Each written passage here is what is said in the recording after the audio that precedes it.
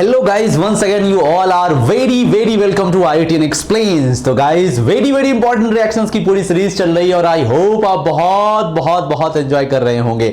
और आपके कमेंट्स मैंने देखे, हमें बहुत बढ़िया लगा कि हमने जो सीरीज आपके सामने प्रेजेंट किया वो बहुत हद तक बहुत ही पावरफुल वे में आपके प्रिपरेशन में हेल्प कर रहा है।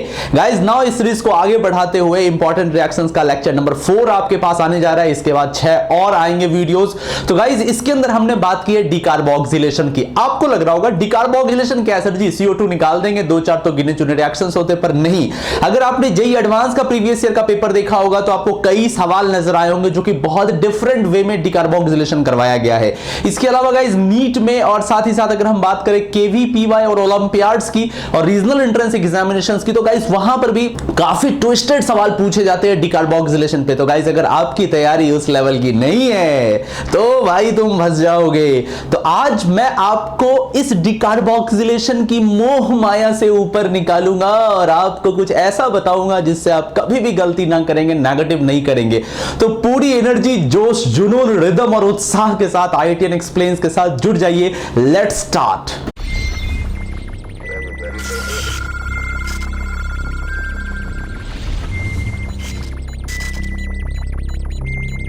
ओके गाइस, स्टार्ट करते हैं। तो जैसा कि तुम क्लियर देख पा रहे हो, हम बात करने जा रहे हैं डिकार्बोक्सिलेशन रिएक्शंस की। गाइस सबसे पहली चीज आप में से मोस्ट ऑफ द स्टूडेंट को पता होगा कि डिकार्बोक्सिलेशन का मतलब होता है बेसिकली CO2 का हटना। मतलब गाइस आप कार्बन डाइऑक्साइड को हटा रहे हो, ठीक है। अच्छा, इंपॉर्टेंट बात यह है कि डिकार्बोक्सिलेशन कई तरह की चीजों का हो सकता है। एसिड का भी डिकार्बोक्सिलेशन हो सकता है, एस्टर का भी डिकार्बोक्सिलेशन हो सकता है, एनहाइड्राइड का भी डिकार्बोक्सिलेशन हो सकता है और कई और ऑक्सी एसिड डेरिवेटिव्स के भी डिकार्बोक्सिलेशंस हो सकते हैं। बट अब इंपॉर्टेंट बात यह आती है कि हमें क्या स्टडी करना है आज के लेक्चर में। तो गाइस आज हम बात करने जा रहे हैं जिस चीज की, मेनली वो है कार्बोक्सिलिक एसिड। क्योंकि अगर आप इसको समझ गए तो आप लॉजिक को इंप्लीमेंट कर सकते हैं इसके डेरिवेटिव्स पे भी। तो मेक श्योर आप बहुत ध्यान से इन चीजों को समझे। तो गाइस ये कार्बोक्सिलिक एसिड है और इससे आपको CO2 निकालना है, ठीक है। ये बात समझ में आ गई। अच्छा, अगर मैं इसको एक सिंपल वे में रिप्रेजेंट करता हूं, मान के चलो RC डबल बॉन्ड OOH है और अगर मान लीजिए हम इसको हीट कर रहे हैं तो हम क्या कर रहे हैं, RH प्लस CO2 बना रहे हैं और यही हम इसी रिएक्शंस की बात कर रहे हैं, है ना। अब ये इतना सिंपल नहीं जितना आपको दिख रहा है। तो गाइस देखो, डिकार्बोक्सिलेशन बेसिकली 2 तरह के होते हैं। कितने तरह के होते हैं गाइस? ये 2 तरह के होते हैं। देखिएगा ध्यान से, ये 2 तरह के होते हैं। पहला और दूसरा देखो क्या होता है। पहला होता है guys carb anion intermediate type, carb anion intermediate type decarboxylation, ठीक है। पहला ये होता है। दूसरा होता है non carb anion type decarboxylation. तो ये गाइस 2 तरह के होते हैं, समझिएगा बहुत ध्यान से ये क्या है। तो गाइस एक होता है जिसमें आपका इंटरमीडिएट जो होगा वो एसेंशियली एक तरह का कार्बेनायन फॉर्म होगा और नॉन कार्बेनायन में क्या हो सकता है, या तो हो सकता है नॉन क्लासिकल कैटायन बन रहा होगा, या तो हो सकता है रेडिकल बन रहा होगा, या तो हो सकता है रेडिकल एनायन बन रहा होगा, ठीक है। मेरी बात को ध्यान से समझेंगे। तो गाइस पहला हो सकता है कि या तो कार्बेनायन बने और दूसरा हो सकता है कि नॉन कार्बेनायन बने। तो ये 2 चीजें हम पढ़ेंगे, ठीक है। आप समझिएगा। अब इसमें गाइस सबसे पहले जो हमें स्टडी करना है वो है कार्ब एनायन, है ना, कार्ब एनायन टाइप।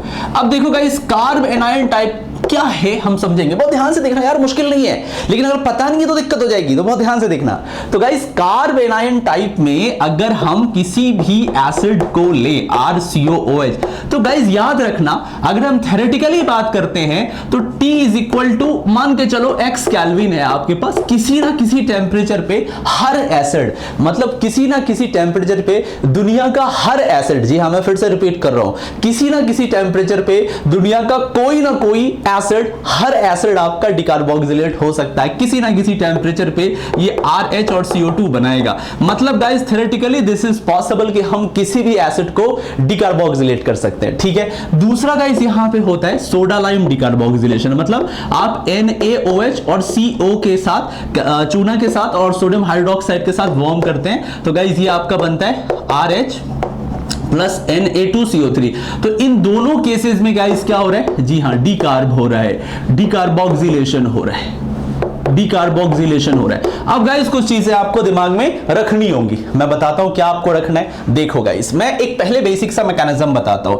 जैसे कि मान लीजिए ये RCOH है, ठीक है, और आपने क्या किया, इसको NaOH के साथ हल्का सा वार्म किया, तो एसिड बेस रिएक्शन होगी, क्या होगी, RaCO Na+ बनेगा सोडियम सॉल्ट, ऑब्वियसली बनेगा।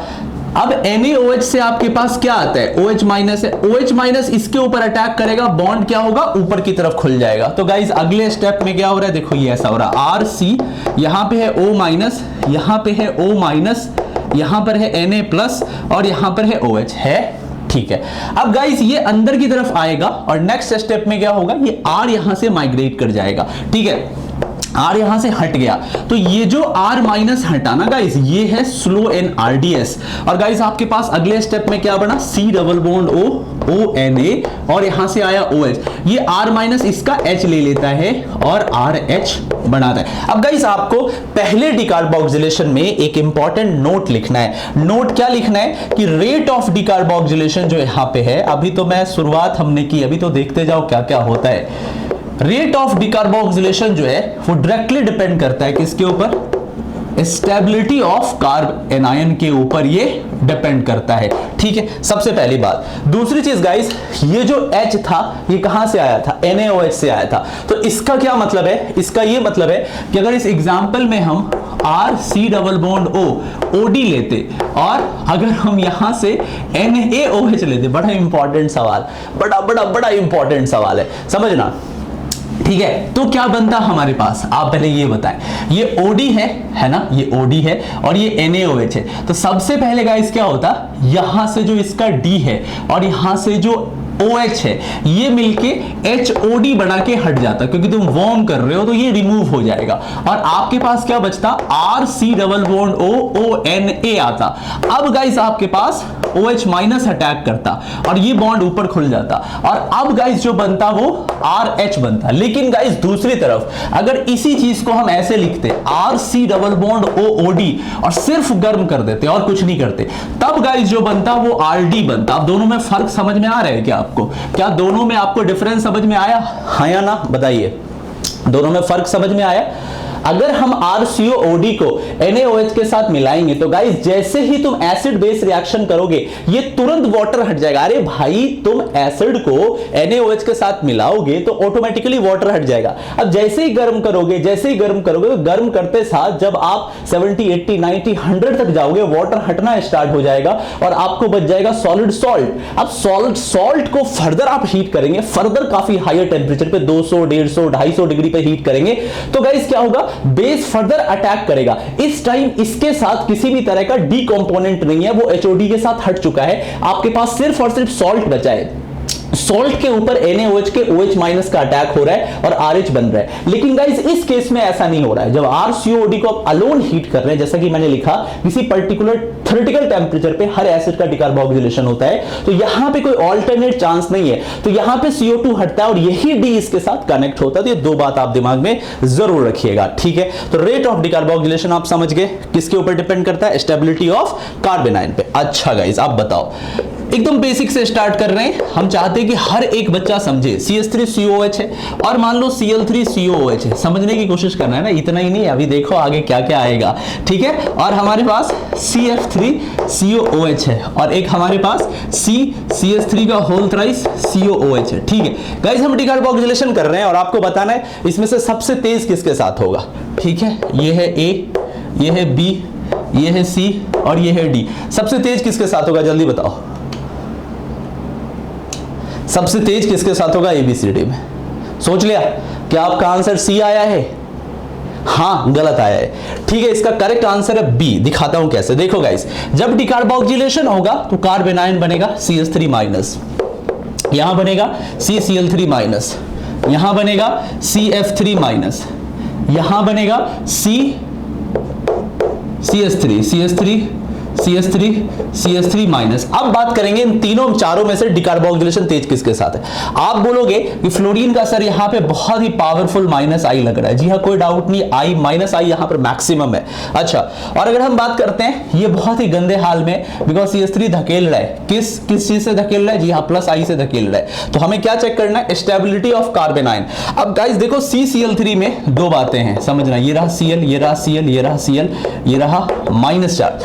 यहां पे गाइस माइनस आई तो काम कर रहा है। हाँ, इसमें थोड़ा सा उतना माइनस आई नहीं है जितना माइनस आई की फ्लोरीन का है, क्योंकि आपको पता है फ्लोरीन का माइनस आई क्लोरीन से थोड़ा ज्यादा होता है, तो थोड़ा ही ज्यादा होता है। पर क्लोरीन के पास एक गजब का कार्ड है, और ये कार्ड, ये पत्ता जैसे ही चलेगा, ये चाल क्लोरीन जैसे ही चलेगा, पूरा का पूरा खेल इसके पास आ जाएगा।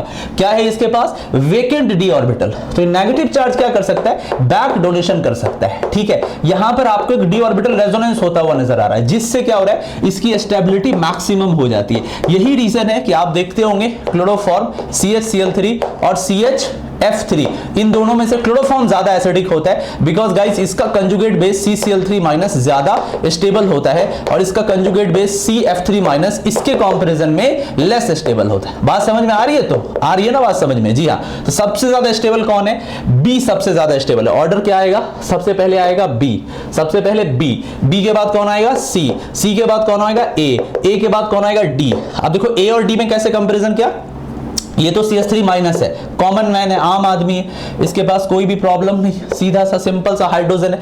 यहां पे 3-3 मिथाइल का पावरफुल काम कर रहा है माइनस आई, इसकी वजह से वो सबसे गंदा है, ऑर्डर ये आ गया। आई होप समझ में आया सबको, तो सबको समझ में आया। अच्छा, एक सवाल और दिया जा रहा है आपको, सोच समझ के आंसर दीजिएगा।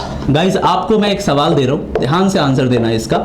यहां पे हमने लगा दिया COOH, यहां पे हमने लगा दिया है फ्लोरीन, ठीक, सॉरी यहां फ्लोरीन मत लगाओ, यहां लगाओ क्लोरीन। यहां पे लगा दिया COOH और यहां लगा दिया फ्लोरीन। ठीक है, समझ में आ रही बात, बिल्कुल बात समझ में आ रही है। अच्छा, एक और केस ले रहे, समझना, यहां पे हमने लिया है COOH और यहां से इस जगह से हमने लगा दिया NF3 पॉजिटिव। ओके, एक और ले रहे, यहां से लिया COOH और गाइस हमने इस जगह पे लगा दिया है SR2 पॉजिटिव। और गाइस अब हम चाह रहे हैं कि इन चारों में से डिकार्बोक्सिलेशन का रेट बताया जाए। तो गाइस एक बात बताओ, अगर हम इनका इंटरमीडिएट बनाते, ध्यान से देखना, डरने की जरूरत नहीं है, अगर हम इनका इंटरमीडिएट बनाते हैं तो देखो क्या होगा, माइनस यहां पे आया और NF3 पॉजिटिव, चलो हम इसको लेते हैं। अच्छा, Cl है, समझना, यहां से लिया नेगेटिव और इस जगह पे क्या है, Cl है, समझना। अच्छा, आगे बढ़ाते हैं, यहां पे गाइस हमने लिया नेगेटिव और फ्लोरीन है इस जगह पे। ओके गाइस, एक हमने और लिया, यहां पे कहां पे, हाँ यहां पे आया माइनस और यहां पे SR2 पॉजिटिव है। अब हमें क्या करना है, अभी बताया स्टेबिलिटी ऑफ कार्बन आयन। बताओ इन चारों के अंदर आपको सबसे ज्यादा स्टेबल कौन दिख रहा है, इन चारों के अंदर सबसे ज्यादा स्टेबल कौन दिख रहा है, क्या आंसर है आपका, सोचो। ये है A, ये है B, ये है C, ये है D, सोच लिया। जी हाँ, आप क्या कर रहे होगे, माइनस आई लगा रहे हो। अरे माइनस एम थोड़ी ना लगेगा, ये लोकलाइज्ड चार्ज है। ये लोकलाइज्ड का मतलब होता है एक ही जगह पे रुका हुआ, रेजोनेंस नहीं कर रहा। ये रेजोनेंस तो ये तब करता जब ये ऐसा होता, यहां पे माइनस होता कार्बन पे, तब तो रेजोनेंस करता। ये तो एक ही जगह रुका हुआ चार्ज है, तो काहे का रेजोनेंस। ठीक है, तो अब देखो लोकलाइज चार्ज है, तो हम क्या चेक करेंगे, माइनस आई चेक करेंगे। अब हम क्या करते हैं, जब भी माइनस आई की बात आती है हम सीधा सोचते हैं पावर, हम सीधा क्या सोचते हैं, पावर, कि सबसे पावरफुल कौन है। तो इन सब में सबसे पावरफुल माइनस आई की हम बात करें, अगर हम माइनस आई का ऑर्डर लेते हैं तो सबसे पहले आ जाएगा NF3 पॉजिटिव, सबसे जबरदस्त माइनस आई। इसके बाद आ जाएगा SR2 पॉजिटिव दूसरा, इसके बाद फ्लोरो और क्लोरो में माइनस आई आ जाएगा F का, इसके बाद आ जाएगा क्लोरीन का। ठीक है, ये माइनस आई है, अरे ये माइनस इसी जगह है, ऐसा मत सोचना कि यहां आ जाएगा, हाँ यहां आ जाएगा, माइनस रुका हुआ है। अब इन चारों में से कंपेयर तुम ऐसे करोगे और तुम्हारा ऑर्डर आ जाएगा NF3, मतलब सबसे पहले A, फिर आ जाएगा D, इसके बाद आ जाएगा तुम्हारा क्या C, इसके बाद B, जो कि बिल्कुल ही गलत है। हम सबसे पहले क्या करते हैं, हम सबसे पहले चेक करते हैं इंडक्टिव में डीएनपी रूल। जिनको नहीं पता लिखो, डीएनपी रूल। क्या चेक करते हैं? DNP rule. डी से डिस्टेंस, सबसे पहले चेक करते हैं डिस्टेंस। इसके बाद नंबर ऑफ ग्रुप, कितने ज्यादा ग्रुप लगे हुए हैं। फिर सबसे लास्ट में पावर, लिख लो डी से डिस्टेंस, एन से नंबर, पी से पावर। और तुमने सबसे पहले क्या चेक कर दिया? पावर। अरे पावर नहीं चेक करना, पहले डिस्टेंस चेक करो। सबसे नजदीक में कौन सा जुड़ा हुआ है? तो बी।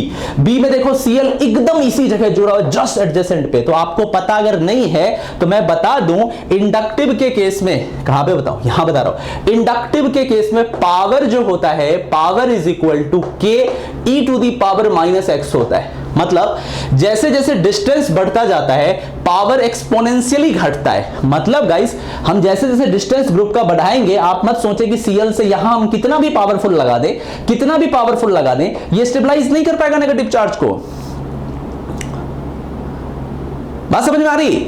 नेगेटिव चार्ज को ये स्टेबलाइज नहीं कर पाएगा। Distance is the ultimate criteria in case of inductive effect, is decreases exponentially, e to the power minus x से ये डिक्रीज करता है।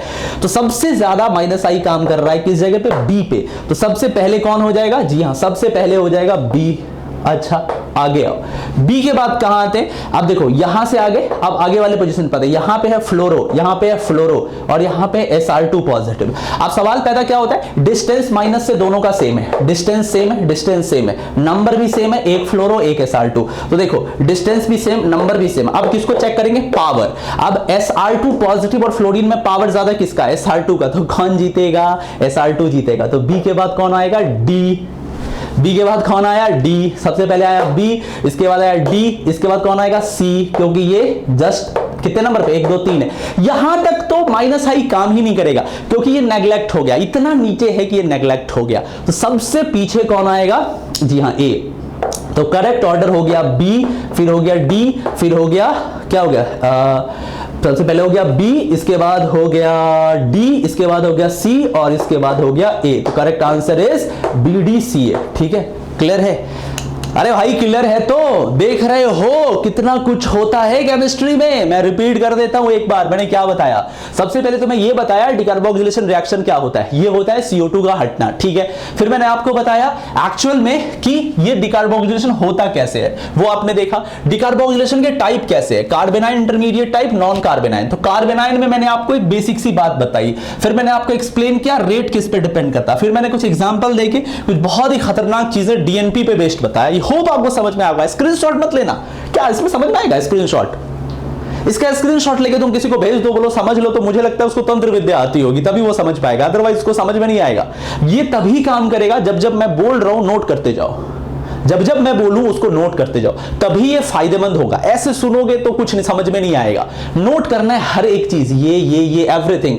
गाइस ये तो शुरुआत थी। कार्बेनाइन, इससे तुम फेमिलियर होगे। नॉन कार्बेनाइन में क्या क्या है ये मचाएगा। तो मूव करते नेक्स्ट सेगमेंट की तरफ। ओके गाइस, अब हम नेक्स्ट पार्ट की तरफ मूव करते हैं, और ये सच पूछो तो यही वो पार्ट है जो सबसे ज्यादा दुख देगा आपको, दैट इज स्पेशल केसेस।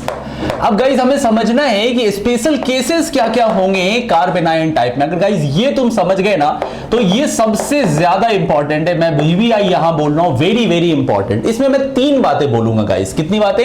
3 बातें। बहुत ध्यान से देखिए। सबसे पहले गाइस मैं बात करूंगा बीटा कीटो एसिड्स का, समझिएगा, बीटा कीटो एसिड्स का। तो गाइस बीटा कीटो एसिड्स जो होते हैं, कौन? बीटा कीटो एसिड्स, ये जो होते हैं बहुत ही ज्यादा थर्मली सेंसिटिव होते हैं। ये बहुत ही ज्यादा थर्मली सेंसिटिव होते हैं। मतलब अगर इसको हल्की सी भी गर्मी मिलेगी, हल्की सी भी हीट मिलेगी, इवन अगर आप समझ लो समर का टाइम चल रहा है, अगर गर्मियों का टाइम चल रहा है, और अगर मान लीजिए अगर अच्छा खासा एयर कंडीशनिंग लैब में नहीं है गाइस, तो ये रूम टेम्परेचर पे भी, आरटीपी पे भी डिकार्बोक्सिलेट हो सकता है।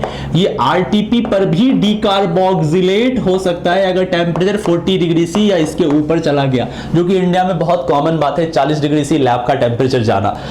तो गाइस बीटा कीटो एसिड की हम बात कर रहे हैं, तो हम सबसे पहले गाइस बात करते हैं इसके एक एग्जांपल के साथ। ये होता क्या है? CH3CO CH2 C double bond OOH। Guys पहले ये बताओ, ये बीटा कीटो एसिड दिखा, ये है अल्फा, ये फंक्शनल, ये है अल्फा, ये है बीटा, ये हो गया बीटा पे बीटा कीटो एसिड। गाइस जब इसको हल्का सा वार्म करेंगे ना या काफी टाइम तक शेक कर देंगे तो भी गाइस ये CO2 हट जाएगा। तो यहां से अगर आप CO2 को हटा देते हैं तो क्या बनता है, CH3 बनता है, C डबल बॉन्ड O बनता है और CH3 बनता है, एसीटोन बनता हुआ आपको नजर आ रहा है। अब गाइस सवाल पैदा होता है कि ये इतना ज्यादा टेंपरेचर सेंसिटिव क्यों है, क्यों इतना ज्यादा थर्मली सेंसिटिव है? इसका रीजन गाइस है इसका चिलेशन या किलेशन, जो बोले इसका किलेशन, मतलब गाइस हाइड्रोजन बॉन्डिंग, मतलब गाइस H बॉन्डिंग। इसमें इतनी जबरदस्त H बॉन्डिंग होती है जिससे साइक्लाइजेशन हो जाता है और ये कंपाउंड बनता है। देखो बड़ा फेमस सा सवाल है ना, बड़ा फेमस सा सवाल है और आपको सवाल ही तो बनाने हैं, सवाल ही तो बनाने हैं आपको। यहां से O और यहां से, पहले ये बताइए कंपाउंड मैंने ठीक बनाया, देखिए यही है ना एसिटाइल, अरे इसको एसिटाइल एसिटिक एसिड बोलते हैं रे, एसिटाइल एसिटिक एसिड या एसिटो एसिटिक एसिड, ठीक है यही है, CH3 CO CH2 COOH। अब देखो गाइस होता क्या है, इसके अंदर ना हाइड्रोजन बॉन्डिंग काम करती, क्या काम करती है, हाइड्रोजन बॉन्डिंग। देख रहे हो एक 6 मेंबर ड्रिंक बन रहा है, 1 2 3 4 5 6। अब गाइस ये क्या होता है, देखो अब अगर मैं बात करता हूं कि ये चाहता है ऑक्सीजन के इस हाइड्रोजन को मैं कैच करूं तो क्या होगा, इस इलेक्ट्रॉन को छोड़ के जाना होगा इस प्रोटॉन को, तभी तो ये प्रोटॉन O के साथ कनेक्ट हो पाएगा। अरे यही तो होगा, अरे इसके ऊपर जो डेल माइनस डेल प्लस है, अगर ये प्रोटॉन इस पे आना चाहता है तो इसको पेयर ऑफ इलेक्ट्रॉन छोड़ के आना पड़ेगा क्योंकि इस पे ऑलरेडी डेल माइनस है। तो ये पेयर ऑफ इलेक्ट्रॉन अगर अंदर आता है तो ये जो दो इलेक्ट्रॉन है ये यहां से माइग्रेट यहां कर जाएंगे, इससे क्या होगा, ये इलेक्ट्रॉन O के ऊपर माइनस आएगा और O के ऊपर आने वाला माइनस तुरंत ही H को खींच लेगा। पल्ले बड़ी बात, ये दो इलेक्ट्रॉन अंदर की तरफ आए तो ये दो इलेक्ट्रॉन मूव करके आगे, जिससे इसके पाई इलेक्ट्रॉन उठ के O पे आ गए, O के ऊपर आने वाला माइनस H को पकड़ लिया। तो गाइस अगले केस में क्या हुआ, देखो यहां से CO2 निकल गया, यहां से आपके पास कार्बन डाइऑक्साइड गैस रिलीज हो गई और गाइस आपके पास क्या बना, ये देखिए यहां से आ गया OH और यहां पे आ गया डबल बॉन्ड, यही है ना डबल बॉन्ड। अच्छा अब ये क्या है, ये है इनॉल फॉर्म और इनॉल क्या है, स्टेबल नहीं होता है, तो ये तुरंत ऑटोमराइज कर जाएगा किसमें, एसीटोन के अंदर आ गया। यही तो आप बना रहे थे, क्लियर है। तो बीटा कीटो एसिड बहुत ही आसानी से क्या होता है, जी हां डिकार्बोक्सिलेट हो जाता है। इसी तरह का गाइस साइक्लाइजेशन एक और में पाया जाता है, बट इसके लिए टेंपरेचर थोड़ी सी हायर टेंपरेचर की जरूरत होती है। जैसे गाइस यहां से देखिएगा, अगर आप कई बुक पढ़ेंगे तो यहां पर भी आपको ये भी केस दिख जाएगा, यहां पर आपको ये वाला केस भी दिख जाएगा OH। यहां पर भी गाइस कुछ ऐसा ही है, कुछ ऐसा ही है। कैसे, ये इलेक्ट्रॉन अंदर की तरफ आते हैं, ये आगे की तरफ आता है, ये उठ के यहां आता है और ये यहां से H को पकड़ लेता है गाइस। तो यहां से क्या होता है, CO2 हट जाता है, ठीक है समझ रहे हो, यहां से क्या होता है, CO2 हट जाता है। तो गाइस अब आपके पास क्या हो गया, देखिएगा यहां से आपके पास आ गया, इस जगह पे आ गया डबल बॉन्ड और इस जगह से आ गया आपके पास R, यहां से आ गया R और यहां से आ गया H। ये भी आपको गाइस बहुत ही कॉमन है, आपको कई इंटरनेशनल बुक में ये वाला एग्जांपल भी दिखेगा। बट याद रखेंगे अगर ये T1 टेंपरेचर पे होता है और अगर ये T2 टेंपरेचर पे होता है तो रिलेशन ऐसा है कि T2 जो है गाइस यहां पर T1 से ज्यादा होता है। जनरली गाइस ये 70 डिग्री से लेके 120 डिग्री सी तक में परफॉर्म करवाई जाती है। तो इस बात को अपने दिमाग में एकदम छाप लीजिए, डाउनलोड कर लीजिए, this is very very important. Clear. अच्छा ये तो हो गया सबसे पहला बीटा कीटो एसिड, हमने सबसे पहले सीख लिया। अब गाइस हम बात करते हैं दूसरा, हम बात करते हैं किसकी, मैलोनिक एसिड की। समझेंगे सब कुछ समझेंगे। अब गाइस मैलोनिक एसिड्स जो होते हैं guys they are super sensitive. ये जो होते हैं, इसमें एक वर्ड यूज कर रहा हूं, सुपर थर्मल सेंसिटिव। ये बहुत ही ज्यादा थर्मली सेंसिटिव होते हैं, इतने कि ये रूम टेम्परेचर पे आसानी से डिकार्बोक्सिलेट हो जाएंगे। अब देखो तुम सोच रहे हो कि ये क्या है, देखो गाइस तुमने अक्सर देखा होगा कि डिकार्बोक्सिलेशन, एक कार्बन पे अगर दो एसिड हो, जैसे मान लो ऐसा हो या मान के चलो ऐसा हो, तुमने अक्सर ये एग्जांपल देखा होगा, COOH जरूर देखा होगा और यहां पे C डबल बॉन्ड हो, ठीक है। और बिल्कुल उसी तरीके से ले लो, यहां पे COOH और यहां पे COOH और आपको बोलता है कि इसको वार्म किया गया, बताओ क्या हो। देखो एक कार्बन पे दो एसिड, तो सबसे पहले ये उड़ जाएगा, ये उड़ जाएगा। तो आफ्टर दो डिकार्बोक्सिलेशन के बाद क्या आएगा, हम बात करेंगे बेटा सब कुछ पे बात करेंगे।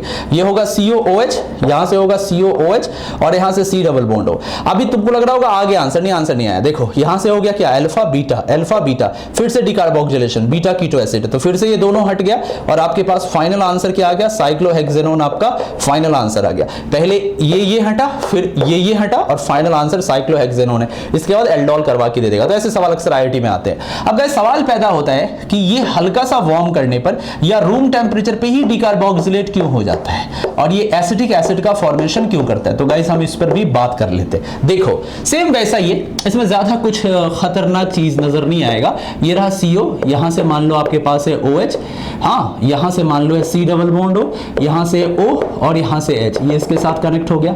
अब ये अंदर आएगा, ये यहां आएगा, ये उठ के इधर आएगा, H को खींचेगा, बिल्कुल वैसा ही जैसा तुमने ऊपर वाले केस में देखा साइकिल से, सेम टू सेम यहां पे। तो यहां से क्या हो रहा है, फिर से CO2 आपका हट गया।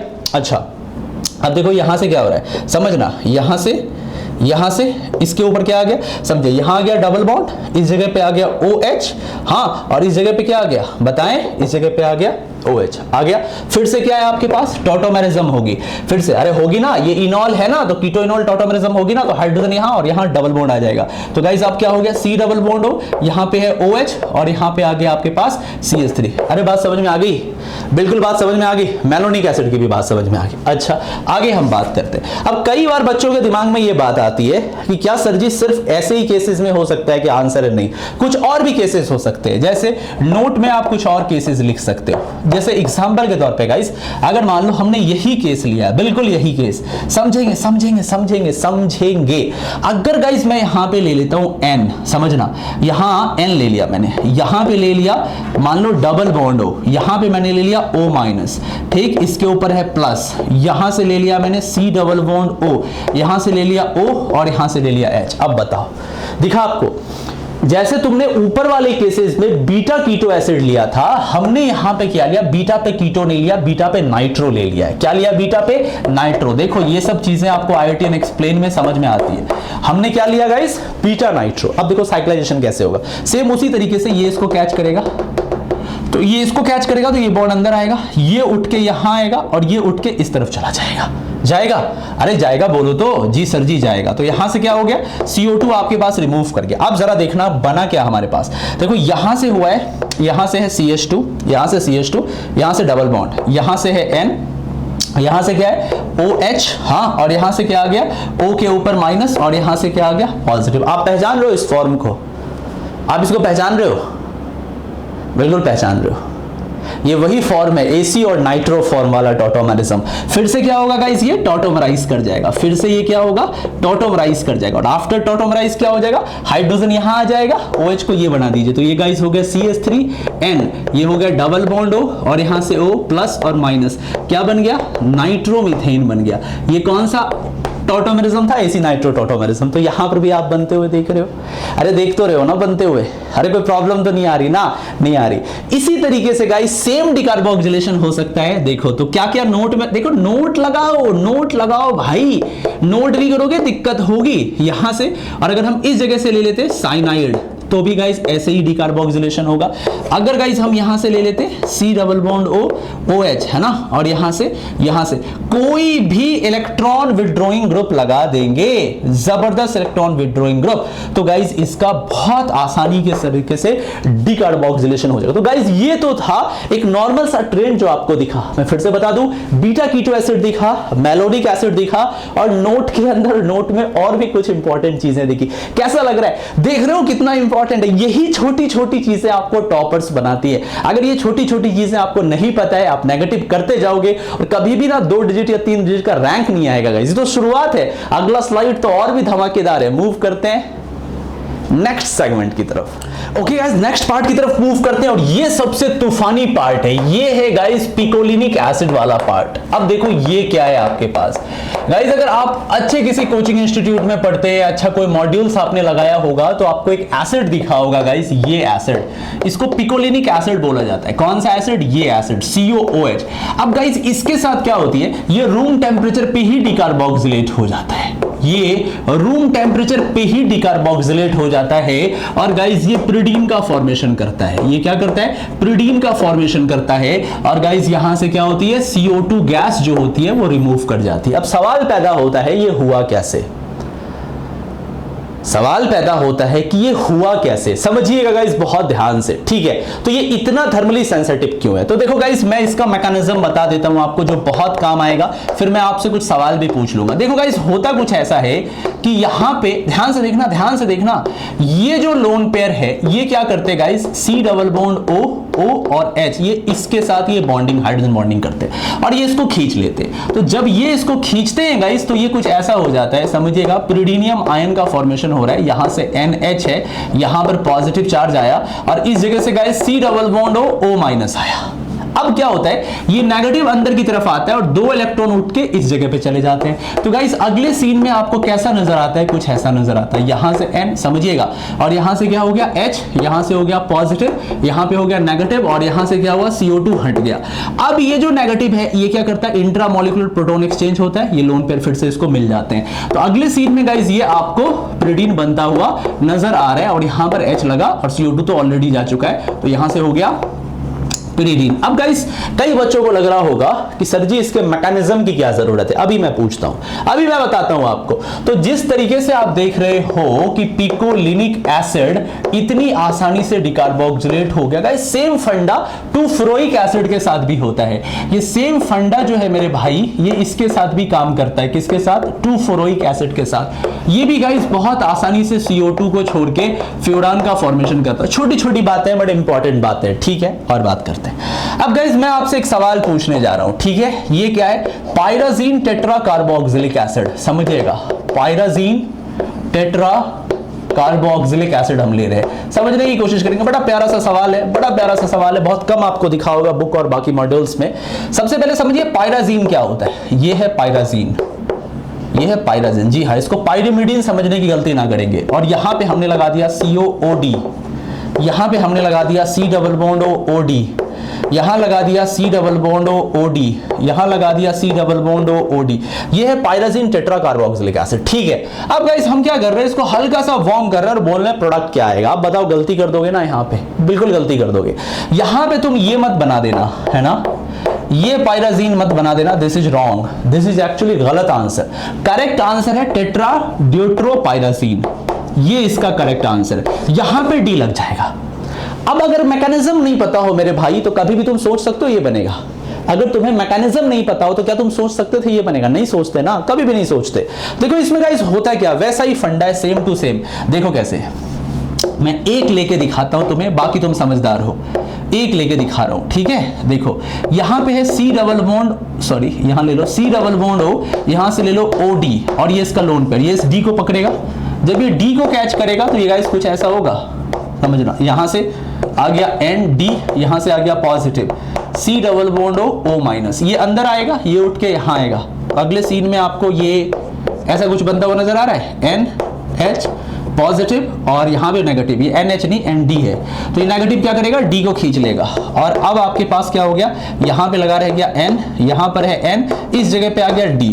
तो गाइस ये इसी तरीके से क्या होगा, पहले एक बार इसके साथ होगा तो D यहां आएगा, ओके, फिर एक बार इसके साथ होगा तो D क्या होगा, यहां आएगा, फिर एक बार इसके साथ होगा तो D यहां आएगा, फिर एक बार इसके साथ होगा तो D यहां आएगा। तो फाइनली गाइस क्या होगा, ये जो D लगे हुए थे ये नाइट्रोजन के जस्ट एडजेसेंट पोजीशंस पे एक एक करके आके जुड़ जाएंगे, एक एक करके आके जुड़ जाएंगे और ये रहा आपका करेक्ट आंसर। तो गाइस जब कभी भी पिकोलिनिक एसिड दिखे, इस तरह के एसिड्स दिखे, आपको ऐसे ही सॉल्व करने, आपको ऐसे ही सॉल्व करने। अब अगर गाइस इसी चीज को घुमा दिया जाता, अगर इसी चीज को घुमा दिया जाता, समझेंगे है ना, समझदारी ही सबसे इंपॉर्टेंट है। अगर मैं इस जगह पे COOD रख दूं और अब अगर गाइस मैं इसको NaOH के साथ, लाइम के साथ गर्म कर दूं तो देखो अब क्या नाइट्रोजन हाइड्रोजन वाला केस हो पाएगा? आंसर है नहीं, बिकॉज ये D जो है ड्यूट्रो, इसमें ट्रैप नहीं हो पाएगा। तो यहां पर कार्बेनाइन मैकेनिज्म होगा जो नॉर्मली होता है, H2O हट जाएगा और गाइस आपको मेजर प्रोडक्ट यही बनता हुआ नजर आएगा, वो भी हाईयर टेम्परेचर पे। क्या इस जगह पे H लगेगा, ड्यूट्रो का कोई सीन नहीं है। क्लियर है? तो पिकोलिनिक एसिड कैसे काम कर रहा था, पायराजीन के साथ कैसे हो रहा था, ये सारी की सारी चीजें आपके जेई के लिए बहुत इंपॉर्टेंट है, नीट के लिए बहुत इंपॉर्टेंट है। समझ में अगर तुम्हें आ रही है, तुम्हारी प्रिपरेशन उस लेवल की है, नहीं समझ में आ रही है, 10-10 घंटे पढ़ना शुरू कर दो। स्टार्ट करते हैं अगले सेगमेंट को, और ये बहुत मस्त है, non carbanion type. Move to next. Okay guys, next part की तरफ मूव करते हैं, और ये है हमारा सेकंड पार्ट, और ये है नॉन कार्बेनाइन। ठीक है, non कार्बेनाइन intermediate type. Intermediate type. अब बोलोगे इसमें क्या मतलब है गाइस? यहां पे क्या होता है, कार्बेनाइन का फॉर्मेशन नहीं होता, यहां पर कुछ अलग ही चीजें नजर आएंगी आपको, बिल्कुल अलग ही चीजें। दिखाता हूं कैसे।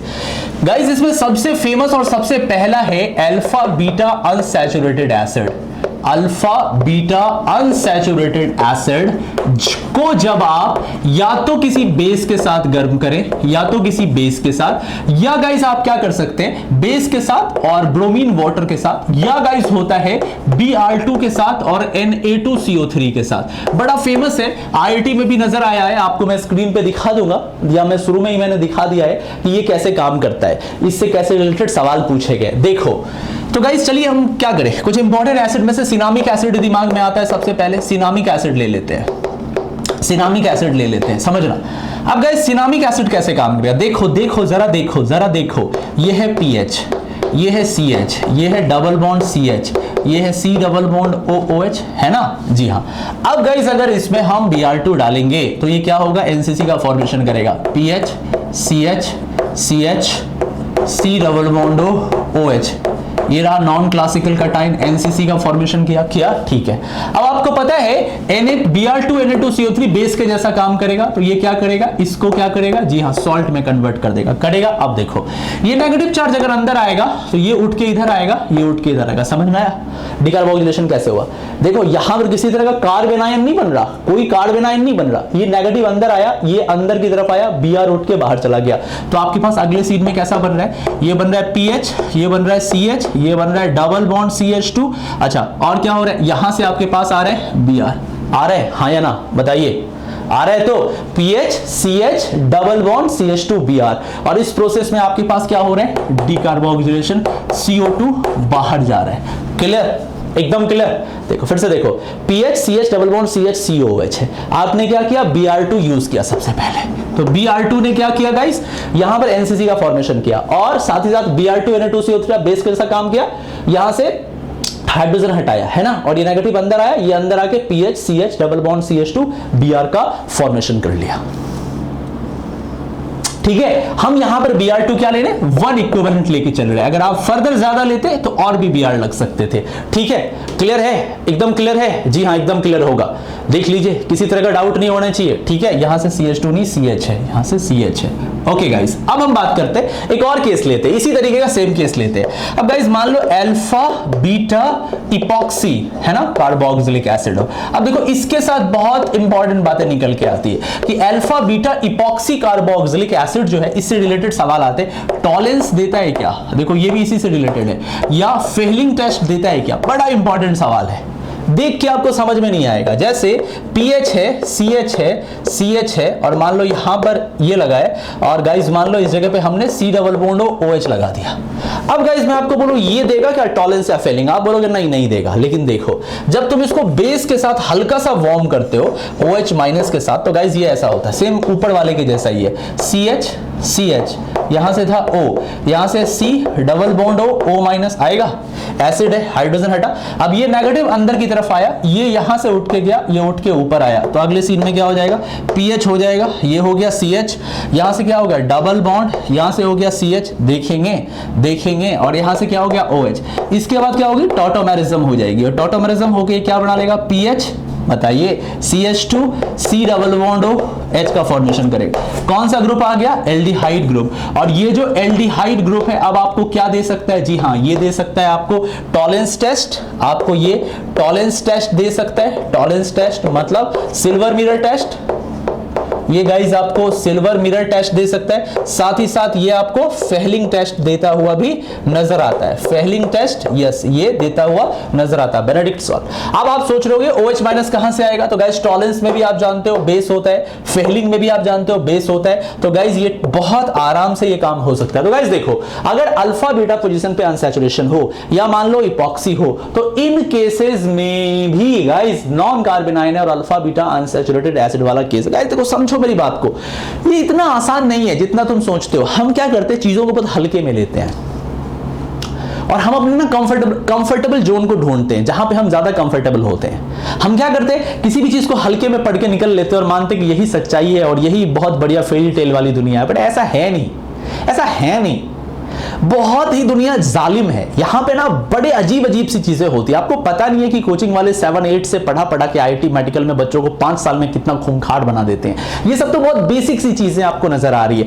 ऐसे बहुत केसेस है डिकार्बोक्सिलेशन के। हम एसिड की बात कर रहे थे, इसीलिए आज का लेक्चर हमने एसिड पे ही फोकस रखा है। इसके अलावा अगर सॉल्ट की बात करेंगे तो आप जाके चेक कीजिए, हमारी वीडियो कोलवे इलेक्ट्रोलिसिस पे है। आप जाके चेक कीजिए हुंस-डीकर रिएक्शंस पे है, बिल्ड-बॉन-सिमोनिनी रिएक्शंस पे। तो बहुत तरह के रिएक्शंस पे मैंने ऑलरेडी वीडियो बनाई है। नेम रिएक्शन से आपको प्लेलिस्ट में दिख जाएगी, वहां पर मैंने बताया। तो आज का लेक्चर गाइस आई होप आपके लिए बहुत ज्यादा फायदेमंद रहा होगा। आज हमने सिर्फ कार्बोक्सिलिक एसिड को ही स्टडी नहीं किया, आज हमने डिफरेंट केसेस को किया, बीटा कीटो एसिड को किया, मेलोनिक एसिड को किया, पिकोलिनिक एसिड को किया, पायराजीन टेट्रा कार्बोक्सिलिक एसिड को किया, अल्फा बीटा अनसैचुरेटेड एसिड को किया, अल्फा बीटा इपॉक्सी एसिड्स को किया और टॉलरेंस फेलिंग के केस भी देखे। बहुत चीजें हमने देखी। आई होप आपको मजा आया होगा। गाइस कमेंट करके जरूर बताना फेवरेट मोमेंट कौन सा था। और गाइस एक बात मैं बता दूं, चैनल पे नए हो तो लाइक जरूर करना। लाइक तो करोगे, तुम कर ही दियो, नहीं किया तो कर दो और शेयर कर दो अपने सारे फ्रेंड्स को। इतनी मेहनत से किसके लिए वीडियो बना रहा हूं, आपके लिए तो। और सब्सक्राइब कर लो। और हमारे डिटेल कोर्सेज अनअकैडमी पर भी अवेलेबल है, आप वहां पर भी जाके सब्सक्रिप्शन खरीद सकते हो। कोड है IITN एक्सप्लेन्स, 10% का डिस्काउंट। हमारे एक्सक्लूसिव डाउट ग्रुप में ऐड हो जाओगे। तब तक के लिए take care, bye bye and have a nice day.